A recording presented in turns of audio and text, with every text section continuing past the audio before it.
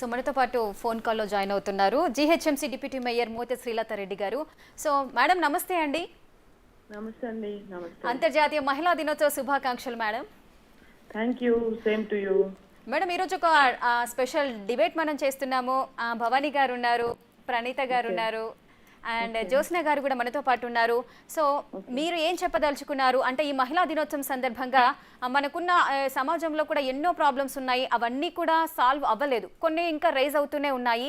కానీ ఇప్పుడు మనం ఈ మహిళా దినోత్సవం సెలబ్రేట్ చేసుకోవడం అవసరం అంటారా కాదంటారా? అందరికీ నమస్కారం. అంతర్జాతీయ మహిళా దినోత్సవ శుభాకాంక్షలు. మహిళా ఉమెన్స్ డే అనేది చేసుకోవడం అవసరమా అనేది అది మన ఇష్టం. మనం ఎందుకు చేసుకోకూడదు? కంపల్సరీ చేసుకోవాలి. ఈ రోజుల్లో మనం దేంట్లో తక్కువ ఉన్నామని చేసుకోకూడదు. మనం అన్నింట్లో ముందే ఉన్నాం కదా, వాళ్ళతో పాటు సమానంగానే మనం ఉన్నాం.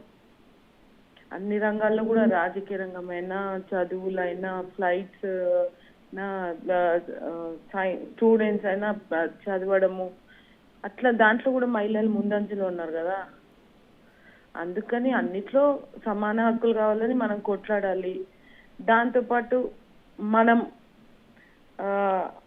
కూడా వాళ్ళలాగా కష్టపడుతున్నాం కాబట్టి మనకు కూడా సమాన హక్కు కావాలని మనం పోరాటం చేసుకోవచ్చు. దానికోసమై మన సంతోషానికి, మన ఇష్టానికి ఒక రోజు అంటూ పెట్టుకోవడంలో దాంట్లో ఏమీ లేదు.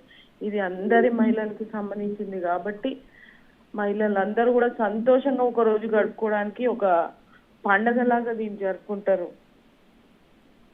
అదేవిధంగా మహిళలకి ఇప్పుడు మీరు చెప్పినట్టు ఇందాక మీరు అన్నారు మహిళలు ఎందుకు చేసుకోవాలి మహిళా దినోత్సవం అని.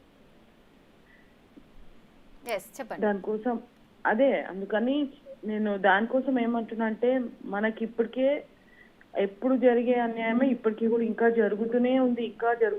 ఎన్ని వచ్చినా, ఎన్ని చేసినా, ఎన్ని విధాలుగా ముందుకు వెళ్ళినా కూడా ఇంకా అన్యాయం జరుగుతూనే ఉంది. నేను ఒక రాజకీయంగా చెప్పేది ఏమిటంటే, ఇప్పుడు 33% రిజర్వేషన్ మనకు వచ్చింది. అది రిజర్వేషన్ 50% కూడా అవ్వాలని నేను కోరుకుంటున్నాను. ఆ 50%లో సగం మహిళలు ఉండేటట్టు మనం ముందడుగు వేయాలని, దీనికోసం ఇంకా మహిళలందరినీ ఏకం చేసి మహిళా దినోత్సవాలు ఇంకా గ్రాండ్ గా జరుపుకోవాలని నేను కోరుకుంటున్నాను.